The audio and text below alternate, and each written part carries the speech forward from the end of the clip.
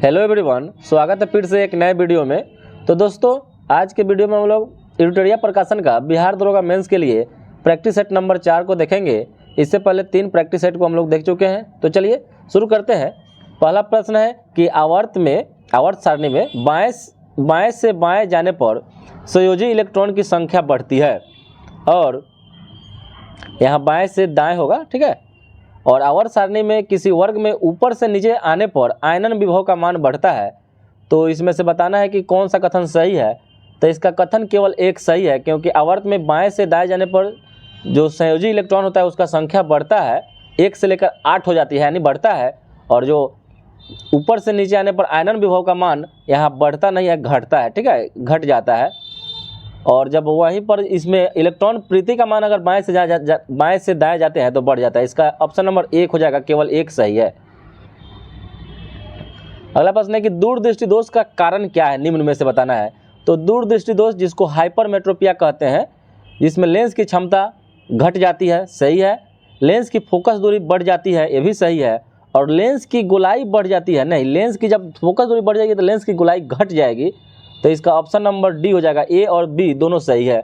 और जब किसी व्यक्ति को दूरदृष्टि दोष हो जाता है तो उसको उत्तल लेंस से ठीक किया जाता है, उत्तल लेंस का चश्मा पहनाकर उसको ठीक किया जाता है। अगला प्रश्न है कि सूची 1 को सूची 2 से मिलान करना है। सामान्य लवण को बेरियम क्लोराइड कहते हैं। बेरियम क्लोराइड क्या होता है? सामान्य लवण होता है। अम्लीय लवण में सोडियम बाइकार्बोनेट आ जाएगा। क्षारीय लवण में आपका फेरिक क्लोराइड आ जाएगा।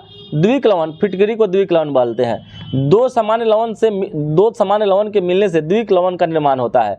और वहीं पर अम्ल एवं क्षार की अभिक्रिया कराते हैं तो लवण और जल बनता है। इसका ऑप्शन नंबर 20 सही हो जाएगा। अगला प्रश्न है कि सबसे हल्का तत्व कौन सा है? तो सबसे हल्का तत्व हाइड्रोजन हो जाएगा। सबसे हल्का तत्व हाइड्रोजन हो जाएगा। और जो हाइड्रोजन है सभी अम्लों में अनिवार्य अंग होता है। और जो हाइड्रोजन का इसका उपयोग हैबर विधि से अमोनिया के उत्पादन में किया जाता है। और हाइड्रोजन आवर्त सारणी का प्रथम तत्व है और यह सभी तत्वों से हल्का होता है। और वहीं में आपसे क्वेश्चन पूछता कि सबसे हल्का धात्विक तत्व, तो आपका लिथियम हो जाता है, जो मोबाइल के बैटरी में इसका प्रयोग किया जाता है। अगला प्रश्न है कि पोर्टलैंड सीमेंट के प्रमुख संघटकों में कौन कौन शामिल है? तो पोर्टलैंड के जो सीमेंट है उसमें लाइम, सिलिका और एल्यूमिना शामिल है। ऑप्शन नंबर डी इसका सही हो जाएगा। और पोर्टलैंड सीमेंट का जो खोज हुआ था ना 1824 ईस्वी में, जोसेफ एस्पेडिन नामक एक इंजीनियर जो थे ब्रिटेन के, वहीं इसका खोज किए थे। अगला प्रश्न है कि बेंजीन में सिग्मा और पाई बंधन की संख्या कितनी है? तो बेंजीन का फॉर्मूला होता है C6H6, जिसमें सिग्मा बॉन्ड जो होता है ना, सिग्मा बॉन्ड की संख्या 12 होता है और पाई बॉन्ड की संख्या 3 होता है। ऑप्शन नंबर बी इसका सही हो जाएगा। और वहीं पर जब बेंजीन की अभिक्रिया जिंक यानी जस्ता के साथ कराया जाता है तो फिनॉल का निर्माण होता है, ये भी बात याद रखिएगा। पानी की कठोरता को दूर करने के लिए किस रसायन का उपयोग करते हैं? तो पानी की कठोरता को दूर करने के लिए इसमें से ऑप्शन दिया हुआ है, इसमें से कोई इसका प्रयोग नहीं करते हैं। पानी की कठोरता को दूर करने के लिए क्लार्क विधि से करते हैं। क्लार्क विधि, इसमें क्लार्क विधि कोई नहीं, ऑप्शन नंबर डी इसका सही हो जाएगा, क्लार्क विधि से करते हैं। अगला प्रश्न है, यदि किसी ऐनक के लेंस की पावर +2 डायोप्टर है तो इसके फोकस की दूरी कितनी होगी? तो P जानते हैं, P 1/f होता है, 1/f। तो यहाँ क्या हो जाएगा? F 1/p हो जाएगा। और 1 यहाँ क्या होता है? मीटर में होता है। तो यहाँ क्या हो जाएगा? 1 मीटर, तो इसको 100 सेंटीमीटर करेंगे, 2 से भाग देंगे तो 50 सेंटीमीटर का सही उत्तर हो जाएगा, 50 सेंटीमीटर। अगला प्रश्न है कि इलेक्ट्रॉन का निम्नलिखित में से कौन सा रूप एंटी पार्टिकल होता है? तो यह पॉजिट्रॉन होता है, पॉजिट्रॉन। और पॉजिट्रॉन की खोज 1932 ईस्वी में किया गया था एंडरसन के द्वारा। अगला प्रश्न है कि दो सामान्य द्रव्यमान की वस्तुओं की गतिज ऊर्जाओं का अनुपात 4:9 है, तो उनका वेग का अनुपात क्या होगा? तो गतिज ऊर्जा का फॉर्मूला क्या जानते हैं? हाफ mv² जानते हैं। तो 2 है तो mv1 हो जाएगा, और दूसरा हो जाएगा mv2²।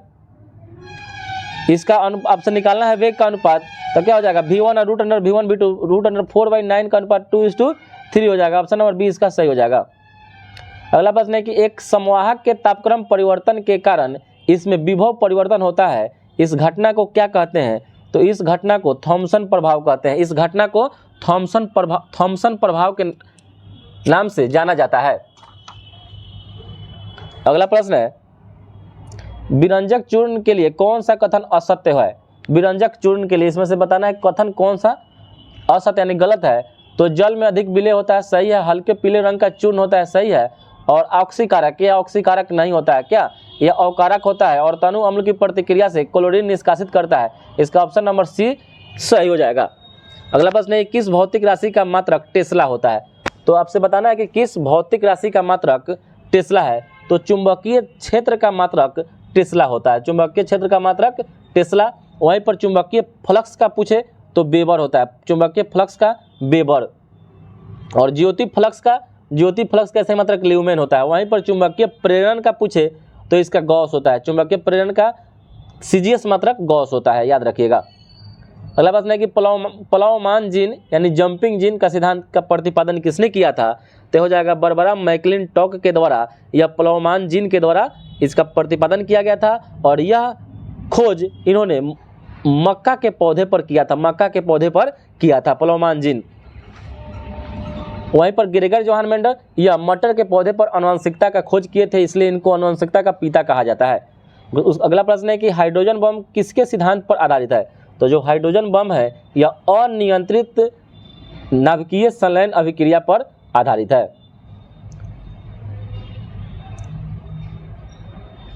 अगला प्रश्न है कि शैल क्रिया में ऑर्थोप्लास्टिक क्या है? शैल क्रिया में ऑर्थोप्लास्टिक जो होता है ना, यह कुल्हे के जोड़ का प्रतिस्थापन करता है। कुल्हे का जोड़ का प्रतिस्थापन यानी हिप ज्वाइंट होता है। अगला प्रश्न है कि लिपिड्स का पाचन किसकी उपस्थिति में होता है? लिपिड्स का पाचन किसकी उपस्थिति में होता है? तो हो जाएगा पीत अम्ल में और लाइपेज में हो जाता है। पीत अम्ल और लाइपेज में होता है, जिसमें क्या होता है वसा का इमल्सीकरण हो जाता है। इसका ऑप्शन नंबर सी सही हो जाएगा। अगला प्रश्न है कि डायबिटीज से पीड़ित मरीज के मूत्र के नमूने सैंपल में क्या होता है? तो सुक्रोज रहता है, फ्रुक्टोज, ग्लूकोज, यह सभी रहता है, ठीक है।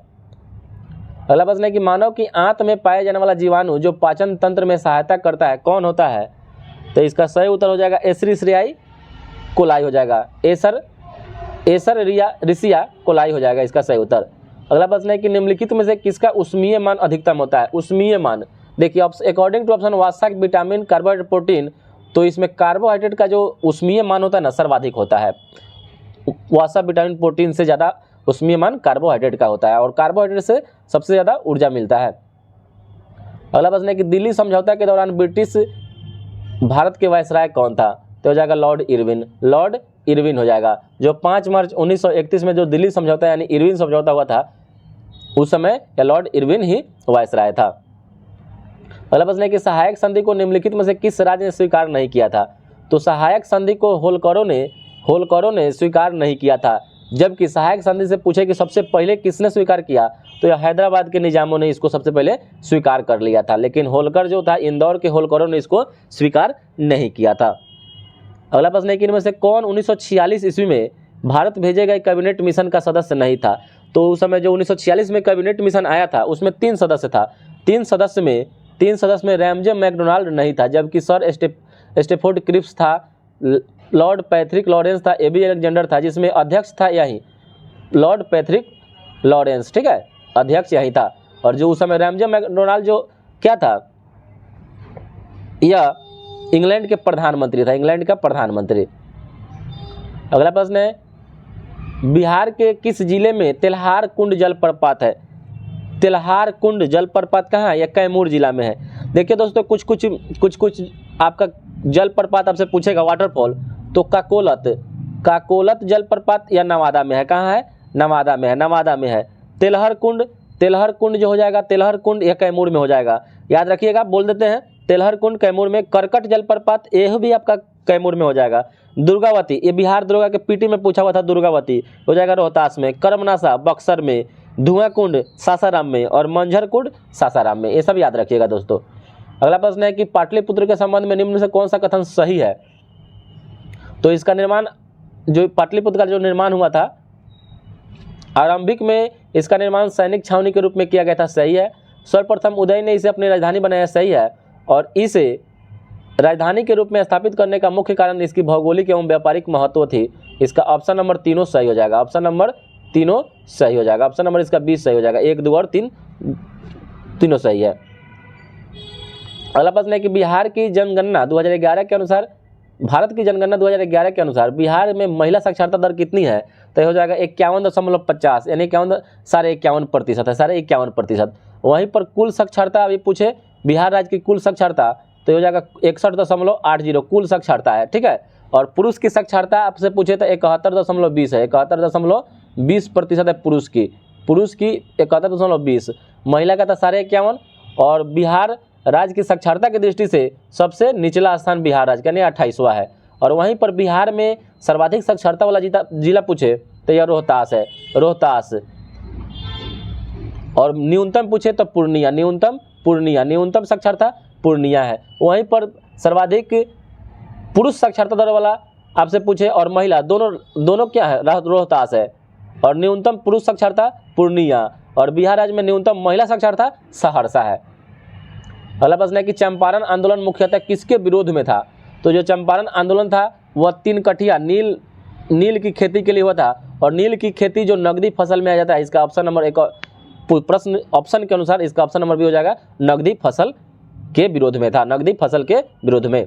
तो जैसे प्रश्न पूछा उस प्रवृत्ति के अनुसार इसका नकदी फसल से हो जाएगा। 3 कठिया कानून के विरोध में ये हुआ था, 1917 इसमें हुआ था। राजकुमार शुक्ल ने महात्मा गांधी को बुलाए थे और एनजी रंगा ने इसका विरोध किया था। अगला प्रश्न है कि भारतीय राष्ट्रीय कांग्रेस के द्वितीय मुस्लिम अध्यक्ष कौन थे? तो इसका सही उत्तर हो जाएगा रहीमतुल्ला सयानी। वहीं पर प्रथम पूछे तो बदरुद्दीन तैयब जी प्रथम। और भारत में ब्रिटिश साम्राज्य का संस्थापक किसे माना जाता है? तो भारत में ब्रिटिश साम्राज्य का संस्थापक लॉर्ड क्लाइव को माना जाता है, लॉर्ड क्लाइव को। और 23 जून 1757 ईस्वी में 1757 में प्लासी का जो युद्ध होता है, इसके बाद में भारत में अप्रत्यक्ष रूप से ब्रिटिश साम्राज्य की नींव रख दी जाती है। और 22 अक्टूबर 1764 के बक्सर के युद्ध के बाद तो पूरा कन्फर्म ही हो जाता है। अगला प्रश्न है कि निम्नलिखित युगों में कौन सा सही सुमेलित है? तो सही सुमेलित बताना है दीवान ए बंदगान फिरोज शाह तुगलक के द्वारा शुरू किया गया था, यह एकदम सही है। दीवान ए बंदगान दासों की देखरेख के लिए किया गया था फिरोज शाह तुगलक। दीवान ए मुस्तक खराज जो था ना, यह आपका अलाउद्दीन खिलजी के द्वारा इसका शुरू किया गया था, अलाउद्दीन खिलजी, यहाँ गलत दिया हुआ है। दीवान ए को ही मोहम्मद बिन तुगलक के द्वारा, और दीवान ए अर्ज बलबन के द्वारा, यह सैन्य विभाग था, बलबन के द्वारा शुरू किया गया था। इसका ऑप्शन नंबर ए सही हो जाएगा। अगला प्रश्न है कि कुटी 1 को कुटी 2 से मिलान करना है, कौन इसमें सही है? तो हो जाएगा बल्भाचार्य ने पुष्टि मार्ग का प्रतिपादन किए थे। वहीं पर रामानुजाचार्य जो थे, वह विशिष्ट द्वैतवाद को प्रतिपादित किए थे। माधवाचार्य द्वैतवाद को, और शंकराचार्य ने अद्वैतवाद को स्थापित किए थे। इसका ऑप्शन नंबर 20 सही हो जाएगा। अगला प्रश्न है कि बारहमासा की रचना किसने की थी? तो बारहमासा की रचना मलिक मोहम्मद जायसी के द्वारा इसकी रचना की गई थी। और जायसी ने पद्मावत, अखरावट और आखिरी कलाम में से पद्मावत का हिंदी साहित्य में महत्वपूर्ण स्थान है, याद रखिएगा। आखिरी कलाम भी मलिक मोहम्मद जायसी का बहुत बार क्वेश्चन पूछता है। अगला प्रश्न है कि भारतीय संविधान में समवर्ती सूची को निम्न में से किस संविधान से लिया गया है, यानी किस देश के संविधान से? तो समवर्ती सूची को ऑस्ट्रेलिया के संविधान से लिया गया है। वहीं पर ऑस्ट्रेलिया से और कुछ लिया गया, जैसे प्रस्तावना की भाषा है और व्यापार, वाणिज्य और परस्पर व्यवहार के बारे में प्रावधान है। देखिए, प्रस्तावना की भाषा कहे तो ऑस्ट्रेलिया से, और प्रस्तावना की परिभाषा अमेरिका से लिया गया है। अगला प्रश्न है कि स्वतंत्र भारत में प्रथम विधि आयोग के अध्यक्ष कौन थे? तो प्रथम विधि आयोग के अध्यक्ष शीतलवार जी थे, एमसी शीतलवार।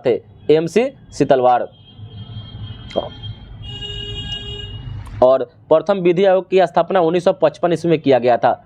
और एमसी शीतलवार यह भारत के प्रथम अटॉर्नी जनरल भी थे, याद रखिएगा। अगला प्रश्न है कि यदि भारत में एक राज्य एक चुनाव लागू किया जाता है तो भारतीय संविधान के किस अनुच्छेद में संशोधन की आवश्यकता होगी? तो हो जाएगा अनुच्छेद 83 और अनुच्छेद 172, यानी ऑप्शन नंबर डी हो जाएगा। ए और बी दोनों में संशोधन किया जाएगा। और संविधान संशोधन अनुच्छेद 368 में इसका उल्लेख किया गया है, जो साउथ अफ्रीका यानी दक्षिण अफ्रीका के संविधान से इसको ग्रहण किया गया है। अगला प्रश्न है कि पंचायत में वित्तीय स्थिति की समीक्षा के लिए राज्य सरकार प्रत्येक 5 वर्षों में क्या गठित करती है? तो ये हो जाएगा राज्य वित्त आयोग का गठन करती है। और बिहार जो राज्य में राज्य वित्त आयोग होता है अनुच्छेद 243 के आई के तहत इसका गठन होता है। वहीं पर केंद्र में वित्त आयोग होता है जो अनुच्छेद 280 के तहत होता है। अगला प्रश्न है कि जल सेना में दिए जाने वाला सबसे ऊंचा पद कौन सा है? जल सेना में, तो जल सेना में जो सबसे ऊंचा पद है वह एडमिरल है। वहीं पर जनरल जो होता है जनरल वह थल सेना में होता है, थल सेना में, और एयर मार्शल जो होता है एयर मार्शल वह वायुसेना में होता है। अगला प्रश्न है कि भारत में खाद्य प्रबंधन का निम्न में से कौन सा एक उद्देश्य नहीं है? खाद्य प्रबंधन का, तो खदानों का निर्यात या खाद्य प्रबंधन का उद्देश्य नहीं है, जबकि खदान का वितरण करना है यानी बंटवारा करना है, खदानों की खरीद करना है और खदानों के बफर स्टॉक का रख रखाव करना, यह सब भारत में खाद्य प्रबंधन का यह मुख्य उद्देश्य है। अगला प्रश्न है कि ग्रेट विक्टोरियन मरुस्थल कहाँ है? तो ग्रेट विक्टोरियन जो मरुस्थल है यह ऑस्ट्रेलिया में है। ऑस्ट्रेलिया में कुछ और भी है जैसे गिब्सन है, सिम्पसन है, तनामी है, ये सभी मरुस्थल ऑस्ट्रेलिया में ही है। अगला प्रश्न है ग्रीनलैंड निम्न में से किस देश का एक भाग है? तो ग्रीनलैंड जो है ना यह डेनमार्क का भाग है। ऐसे तो ग्रीनलैंड भौगोलिक रूप से उत्तरी अमेरिका महाद्वीप के हिस्से में आता है, लेकिन राजनीतिक रूप से इस पर डेनमार्क का अधिकार है, डेनमार्क का। और ग्रीनलैंड दुनिया का सबसे बड़ा द्वीप है, याद रखिएगा। अगला प्रश्न है काली क्रांति का संबंध किससे है? तो हो जाएगा कच्चा तेल उत्पादन से, कच्चा तेल उत्पादन से है। वहीं पर नीली क्रांति का संबंध मत्स्य से है, काली क्रांति पेट्रोलियम से है, स्वर्ण या सुनहरा रेशा क्रांति जूट से है, पीली क्रांति तेलहन से है, गुलाबी क्रांति आ जाएगा झींगा मछली से, लाल क्रांति मांस या टमाटर से, रजत अंडा से, हरित खदान उत्पादन से हो जाएगा, श्वेत क्रांति दूध उत्पादन से, भूरी क्रांति उर्वरक से हो जाएगा, गोल क्रांति आलू उत्पादन से हो जाएगा, रजत अंडा से हो जाएगा, सुनहरी क्रांति बागवानी से हो जाएगा और सदाबहार हो जाएगा समग्र कृषि विकास से हो जाएगा। अगला प्रश्न है कि निम्नलिखित में से कौन सा निकाय केंद्र और राज्यों के बीच राजस्व के बंटवारे का सूत्र निर्धारित करने के लिए उत्तरदायी है? तो हो जाएगा वित्त आयोग हो जाएगा, वित्त आयोग हो जाएगा। अगला प्रश्न है कि किस अर्थशास्त्री ने भारत में सबसे पहले वैज्ञानिक दृष्टि से आय की गणना किया था? राष्ट्रीय आय का गणना किसने किया था? तो इसका सही उत्तर हो जाएगा डॉक्टर के.आर.वी. राव के द्वारा किया गया था, के.आर.वी. राव के द्वारा किया गया था, के.आर.वी. राव के द्वारा। वहीं पर अगर भारत में पूछे तो दादा भाई नौरोजी ने 1867-68 में राष्ट्रीय आय का गणना किए थे 67 में, तो उस समय इन्होंने 20 रुपये बताया था, आय प्रति व्यक्ति आय 20 रुपये आकलन किया था। अगला प्रश्न है कि कौन सी एजेंसी म्यूचुअल फंड के लिए एक विनियामक की भांति कार्य करती है? म्यूचुअल फंड तो हो जाएगा सेबी करता है, सेबी। अगला प्रश्न है कि व्यापार करने की सुविधा सूचकांक कौन बनाता है वो प्रकाशित करता है? व्यापार करने की सुविधा सूचकांक तो हो जाएगा विश्व बैंक किसको बनाता है? विश्व बैंक प्रकाशित करता है, विश्व बैंक। अगला प्रश्न है कि भारत में सेवा कर किसकी सिफारिशों से लागू हुआ है? तो जो भारत में सेवा कर है ना, सेवा कर, यह राज्य चलैया समिति के सिफारिश पर इसको लागू किया गया था। कब? 1991 ईस्वी में किया गया था, 1991 ईस्वी में किया गया था। और इस समिति ने अपनी रिपोर्ट 1993 में सरकार को सौंपी थी और 94 से आज तक काम कर रहा है। अगला प्रश्न है कि निम्न में से कौन सा द्वीप क्षेत्रफल में सबसे बड़ा है? निम्न में तो हो जाएगा बोर्नियो, बोर्नियो हो जाएगा, सबसे बड़ा हो जाएगा, ठीक है। अगला प्रश्न है कि निम्नलिखित में से किस फसल में नील हरित शैवाल मुख्यतः जैव उर्वरक के रूप में प्रयोग होता है? तो हो जाएगा धान की खेती में। नील हरित शैवाल जो होता है धान की खेती में हो जाता है। अगला प्रश्न है कि भौगोलिक क्षेत्र की दृष्टि से जापान का सबसे बड़ा द्वीप कौन सा हो जाएगा? तो हो जाएगा होन्शु द्वीप, होन्शु द्वीप हो जाएगा, होन्शु द्वीप। अगला प्रश्न है कि 2011 की जनगणना के अनुसार भारत की कुल जनसंख्या में नगरीय जनसंख्या का प्रतिशत लगभग कितना है? तो हो जाएगा 31%, 31% है। वहीं पर आपका ग्रामीण क्षेत्र में जनसंख्या हो जाएगा 68.8%, 68.8%। अगला प्रश्न है कि सूची 1 को सूची 2 से मिलान करना है। तो जो बागियो है ना, बागियो ये हो जाएगा फिलीपींस का चकवात है, बागियो फिलीपींस में। आयाला हो जाएगा फ्रांस का, आयाला फ्रांस का हो जाएगा। गारिच हो जाएगा दक्षिण पूर्वी ईरान का हो जाएगा। और सामुन जो है ना, सामुन यह ईरान का है, सामुन ईरान का है। इस पर इसका ऑप्शन नंबर 20 सही हो जाएगा। अगला प्रश्न है कि नियाग्रा जलप्रपात किस नदी पर है? तो नियाग्रा जलप्रपात सेंट लॉरेंस नदी पर है, सेंट लॉरेंस नदी पर है। और वहीं पर एंजिल जलप्रपात जो है ना, एंजिल जलप्रपात या कैरो नदी पर है, एंजिल जलप्रपात कैरो नदी पर है। और विक्टोरिया जाम्बेजी नदी पर, विक्टोरिया जाम्बेजी नदी पर है। और विश्व का सबसे ऊंचा जलप्रपात एंजिल जलप्रपात है। अगला प्रश्न है कि भागीरथी और अलकनंदा गंगा में कहाँ मिलती है? तो हो जाएगा देवप्रयाग में, देवप्रयाग में मिलती है। और देवप्रयाग को सूरदर्शन क्षेत्र भी कहा जाता है, सूरदर्शन क्षेत्र भी देवप्रयाग को कहा जाता है। अगला प्रश्न है कि 2011 की जनगणना के अनुसार भारत के किस राज्य के आदिवासियों की आबादी का प्रतिशत उसकी कुल आबादी की तुलना में सबसे अधिक है? तो हो जाएगा मिजोरम, मिजोरम का। अगला प्रश्न है कि भौगोलिक क्षेत्र की दृष्टि से भारत के निम्न जिलों में से कौन सा जिला सबसे बड़ा है?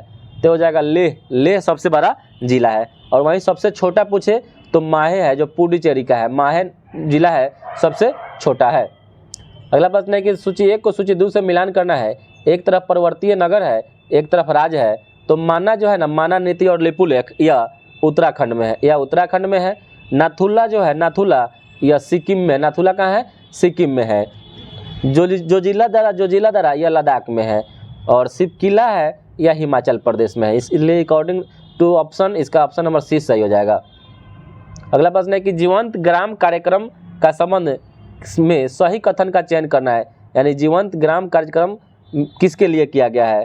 तो किया गया है यह उत्तरी सीमा पर सीमावर्ती गांव के विकास के लिए जीवंत ग्राम कार्यक्रम की शुरुआत की गई है। इसका शुरुआत 2022 में किया गया, 2022 के बजट में इसका शुरुआत किया गया था। अगला प्रश्न है कि सामुदायिक विकास का उद्देश्य क्या है? तो सामुदायिक विकास का उद्देश्य इनमें से कोई नहीं हो जाएगा, इनमें से कोई नहीं हो जाएगा, क्योंकि सामुदायिक विकास 2 अक्टूबर 1952 ईस्वी में इसकी शुरुआत की गई थी।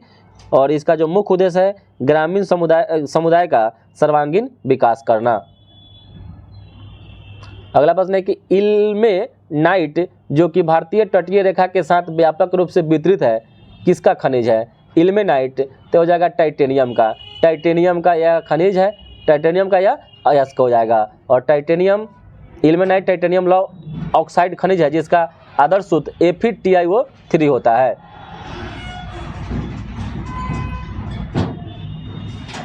अगला प्रश्न है कि सूची 1 का सूची 2 से मिलान करना है। सरकारिया आयोग, तो सरकारिया आयोग 1983 ईस्वी में केंद्र राज्य के संबंध में इसका स्थापना किया गया था, केंद्र राज्य के संबंध में। श्री रंगराजन समिति का जो उपयोग गरीबी मापन पद्धति की समीक्षा करने के लिए किया गया था, गरीबी मापन समीक्षा करने के लिए किया गया था। वहीं पर पारेख समिति का बुनियादी ढांचा को मजबूत करने के लिए यानी इंफ्रास्ट्रक्चर को ठीक करने के लिए किया गया था। और नरसिम्हन समिति का बैंकिंग क्षेत्र के सुधार के लिए किया गया था। इसका ऑप्शन नंबर ए सही हो जाएगा। अगला प्रश्न है केंद्र और राज्यों के बीच होने वाले विवादों का निर्णय करने की भारत के उच्चतम न्यायालय की शक्ति किसके अंतर्गत आती है? तो हो जाएगा मूल अधिकारिता के अंतर्गत आता है, मूल अधिकारिता के अंतर्गत आता है। अगला प्रश्न है कि भारत के राष्ट्रपति के चुनाव मंडल में कौन कौन शामिल होते हैं? तो भारत के राष्ट्रपति के चुनाव में संसद के दोनों सदनों के सभी निर्वाचित सदस्य एवं राज्य विधानसभाओं के सभी निर्वाचित सदस्य शामिल होते हैं। अगला प्रश्न है कि किस संविधान संशोधन द्वारा दिल्ली को राष्ट्रीय राजधानी क्षेत्र का दर्जा दिया गया? तो हो जाएगा 69वां संविधान संशोधन के तहत। वहीं पर 17वां जो संविधान संशोधन है इसमें दिल्ली और पुडुचेरी संघ राज्य क्षेत्रों की विधानसभाओं के सदस्यों को राष्ट्रपति के निर्वाचक मंडल में सम्मिलित किया गया है। अगला प्रश्न है कि भारत के महान्यायवादी का कार्यकाल निम्न में से क्या है? तो भारत का जो महान्यायवादी है या राष्ट्रपति के प्रसाद पर्यंत बने रहते हैं अपने कार्यकाल के पर। और ग्राम सभा संबंधित संवैधानिक व्यवस्था संबंधी अनुच्छेद, तो ग्राम सभा के संबंधित संवैधानिक व्यवस्था संबंधी अनुच्छेद हो जाएगा 243 का ए हो जाएगा, 243 का ए हो जाएगा। वहीं ग्राम पंचायत रहे तो 40, अनुच्छेद 40 में है। अगला प्रश्न है कि लोक लेखा समिति अपनी रिपोर्ट किसको प्रस्तुत करती है? तो हो जाएगा लोकसभा के स्पीकर को। अगला प्रश्न है कि राज्य सरकारों का संवैधानिक प्रमुख कौन होता है? तो हो जाएगा राज्यपाल। राज्यपाल राज्य सरकारों का संवैधानिक प्रमुख होते हैं। अगला प्रश्न है कि राज्य के नीति निर्देशक तत्वों के निम्नलिखित अनुच्छेदों में से कौन सा अनुच्छेद अंतर्राष्ट्रीय शांति और सुरक्षा के संवर्धन से संबंधित है? तो हो जाएगा अनुच्छेद 51। अनुच्छेद 51 में अंतर्राष्ट्रीय शांति और सुरक्षा के बारे में बताया गया है। अगला प्रश्न है कि भारतीय संविधान के भाग 4 में दिए गए निर्देशित सिद्धांतों में से कौन सूचीबद्ध है? तो यह इसका जो सही उत्तर हो जाएगा समान कार्य के लिए समान वेतन, समान नागरिक संहिता और कार्यपालिका से पृथकीकरण करना। 1, 2 और 3 तीनों ऑप्शन सही हो जाएगा। अगला प्रश्न है कि तीनों कथन किसकी अध्यक्षता में प्रथम विधि आयोग का गठन किया गया था? तो यह किया गया था आपका लॉर्ड मैकाले के अध्यक्षता में प्रथम विधि आयोग का गठन किया गया था। और भारत में अंग्रेजी शिक्षा का जनक लॉर्ड मैकाले को ही माना जाता है। अगला प्रश्न है, किस भारतीय राज्य ने ट्रांसजेंडर व्यक्ति की पहचान को मान्यता देने वाला पहला जन्म प्रमाण पत्र जारी किया है? तो यह किया है राजस्थान ने। कौन? राजस्थान किया है। अगला प्रश्न है, किस राज्य सरकार ने जन सम्मान वीडियो प्रतियोगिता शुरू किया है? तो जन सम्मान वीडियो प्रतियोगिता किसने शुरू किया है? तो यह किया है राजस्थान ने। राजस्थान ही इसको भी शुरू किया है। अगला प्रश्न है कि हाल ही में निम्नलिखित में से किसने डायमंडल लीग 2023 में पुरुषों की भाला क्षेत्र स्पर्धा में रजत पदक जीता है? तो यह है golden boy Neeraj Chopra. Golden boy Neeraj Chopra ने इसमें लगभग 83.80 मीटर के थ्रो में के साथ रजत पदक जीते थे। अगला प्रश्न है कि वर्ष 2023 का बुकर पुरस्कार से किसे सम्मानित किया गया है? तो हो जाएगा अदिति स्वामी को। बुकर पुरस्कार पॉल विंच को मिला है। पॉल विंच को मिला है। ये आयरिश लेखक हैं और इनकी जो कृति है प्रॉफिट सॉन्ग के लिए इनको दिया गया है बुकर पुरस्कार। अगला प्रश्न है कि विश्व तीरंदाजी चैंपियनशिप में व्यक्तिगत विश्व खिताब जीतने वाले पहले भारतीय कौन है? तो यह हो जाएंगे अदिति स्वामी। अदिति स्वामी। अगला प्रश्न है कि जुलाई 2023 तक भारत में कुल 75 रामसर साइट स्थल है। इनमें से सर्वाधिक रामसल किस राज्य में है? तो हो जाएगा तमिलनाडु राज्य में। कितना? तो 14 है। वहीं उत्तर प्रदेश में 10 है। अगला प्रश्न है कि वार्षिक भारत श्रीलंका द्विपक्षीय समुद्री अभ्यास सिलिनेक्स 2023 का 10वां संस्करण हाल ही में किस शहर में शुरू हुआ?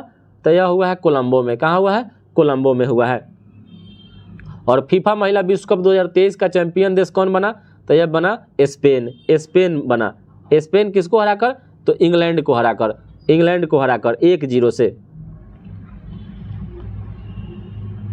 अगला प्रश्न है कि निम्नलिखित में से किस गवर्नर को लंदन में सेंट्रल बैंकिंग अवार्ड 2023 में गवर्नर ऑफ द ईयर से सम्मानित किया गया? तो यह किया गया है शक्तिकांत दास को। शक्तिकांत दास को, जो आरबीआई के क्या है? गवर्नर है। और नए संसद भवन के प्रमुख वास्तुकार कौन है? तो हो जाएंगे विमल पटेल। विमल पटेल हो जाएंगे। अगला प्रश्न है कि गोविंद अपनी पत्नी श्यामा से 3 वर्ष बड़ा है और अपने बेटे रघु की आयु का चौगुना है। यदि रघु की आयु 3 वर्ष बाद 15 वर्ष हो जाती है तो श्यामा की वर्तमान आयु, तो रघु की वर्तमान आयु मान लेते हैं x है। ठीक है, तो गोविंदा की कितना हो जाएगा? गोविंदा का 4x हो जाएगा। ठीक है, तो वहीं श्यामा की आयु 4x - 3 हो जाएगा। श्यामा की हो जाएगा 4x - 3, तो 3 वर्ष बाद हो जाएगा 15 साल का, तो x + 3 = 15, यानी श्यामा की वर्तमान आयु यहाँ पर क्या हो जाएगा? ये इसे यहाँ 12 आया x का मान, तो x का रघु 12 हो जाएगा। तो श्यामा की वर्तमान आयु पूछ रहा है, तो 4x - यानी 12 चौका 48 में से 3 गया तो 45 साल का हो जाएगा। ऑप्शन नंबर इसका डी हो जाएगा। अगला प्रश्न है कि 14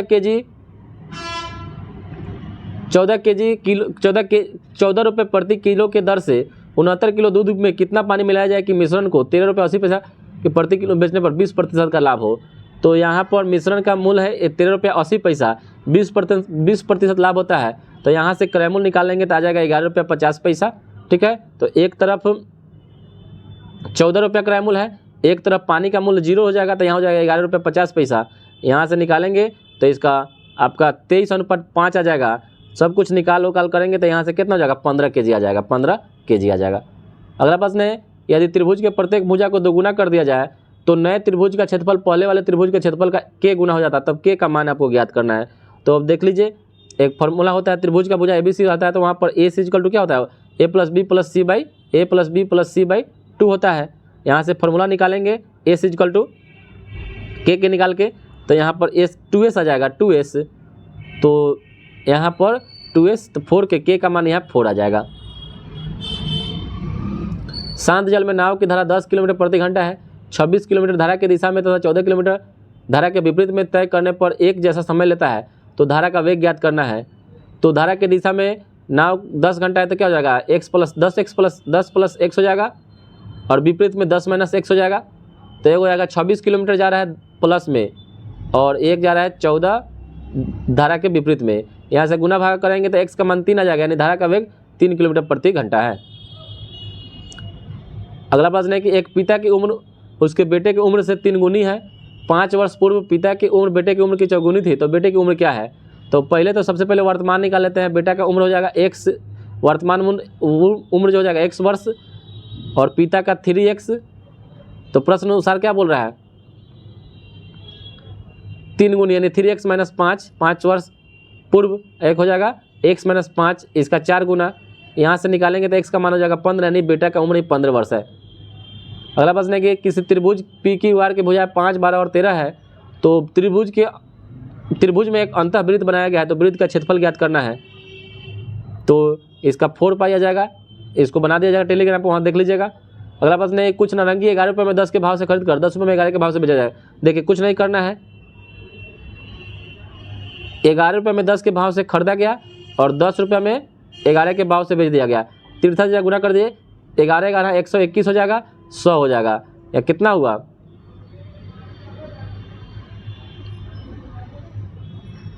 बताइए, 21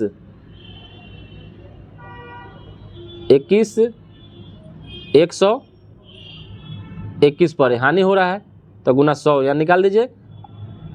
टोटल इसका आपका आ जाएगा 17.43/12, इसका सही हो जाएगा। अगला प्रश्न है कि 49 रुपये को 150 बच्चों में बांटा गया। यदि प्रत्येक लड़की को 50 पैसे तथा लड़कों को 25 पैसा मिले तो लड़कों की संख्या ज्ञात करना है। तो लड़कों की संख्या कैसे निकालेंगे, तो पहले लड़की का संख्या मान लेते हैं x है, लड़की का संख्या x, तो लड़का का 150 माइनस x, इसमें से लड़का 150 में ही ना लड़का भी है। तो प्रश्न अनुसार क्या हो रहा है, 50, एक लड़की को मिला 50 पैसा और लड़का को मिला 25 पैसा, 150 माइनस x गुना 25 पैसा, टोटल कितना है 49 है, 49 रुपया, यानी 4900 कर दीजिए, पैसा में इसको बदल दीजिए और यहाँ पर जोड़ दीजिए इसको दोनों को। यहाँ से निकालिएगा तो x का मान आ जाएगा 46, x का मान यहाँ से 46 आ जाएगा, तो x 46 हो जाएगा। तो लड़का पूछ रहा है तो 150 में से 46 घटा दीजिए, यहाँ जाएगा 104 हो जाएगा, 104 हो जाएगा लड़कों की संख्या। यहाँ पर देखिए सब में से आपका 4 घटाया है, सब में 4 यहाँ सब में घटाया है, तो यहाँ भी 4 आप घटा लीजिए, तो 4 घटा लीजिएगा तो यहाँ ऑप्शन नंबर ए इसका आ जाएगा। 5 11 डैश 55 117 में लुप्त संख्या ज्ञात करना है। देखिए 5 दूना 10 1 11, तो हो जाएगा 11 दूना 22 और 3 11 दूना 22 और 3 यहाँ 25 आएगा, ऑप्शन नंबर सी हो जाएगा सही। आप 25 में 2 से गुना करेंगे तो 25 दूना 50 प्लस 5, यानी 1 3 5 7 ऐसे जोड़ रहा है। और 2460 रुपये की राशि को 2 वर्षों के लिए साधारण ब्याज, समान अवधि के लिए 2290 रुपये के लिए साधारण ब्याज से 68 रुपये अधिक है, तो ब्याज का दर ज्ञात करना है। तो यहाँ पर कुछ नहीं करना है, 2460 2 वर्ष के लिए है तो 2r = 100 माइनस 2290 2r बटा 100, 68 रुपये अंतर कर दीजिए, यहाँ से अंतर निकाल लीजिए, यहाँ से r = 20% आएगा, ठीक है। लेकिन एक आपको फॉर्मूला बता देते हैं, अंतर d = PR²/100k², यह फॉर्मूला है, यहाँ से भी आप निकाल सकते हैं। एक बांस की लंबाई 2√3 मीटर है, यदि किसी समय इसकी परछाई की लंबाई 2 मीटर हो तो उस समय उन्नयन कोण का मान ज्ञात करना है। तो यहाँ पर tan थीटा लगा दीजिएगा, tan थीटा = P/B, यानी 2√3/2, 2 से 2 करेगा √3 थीटा का मान 60 डिग्री, यहाँ ऑप्शन नंबर डी इसका सही हो जाएगा। कक्षा में 40 छात्रों की औसत आयु 15 वर्ष है, 10 नए छात्रों के प्रवेश पर औसत में 0.2 की वृद्धि हो गई। तो कुछ नहीं करना है, 40 गुना 15 यानी 601 हो जाएगा, और 50 छात्र अब क्या 10 नया आ गया तो 50 छात्र हो गया, और इसमें से आपका 15 में से 0.2 बढ़ गया, यानी 15.2 हो गया। अब गुना करिएगा तो आ जाएगा 760, बढ़ा कितना 160 बढ़ा कितना पर 10 पर, यानी आया कितना 16 वर्ष का आया। करें कि निम्नलिखित में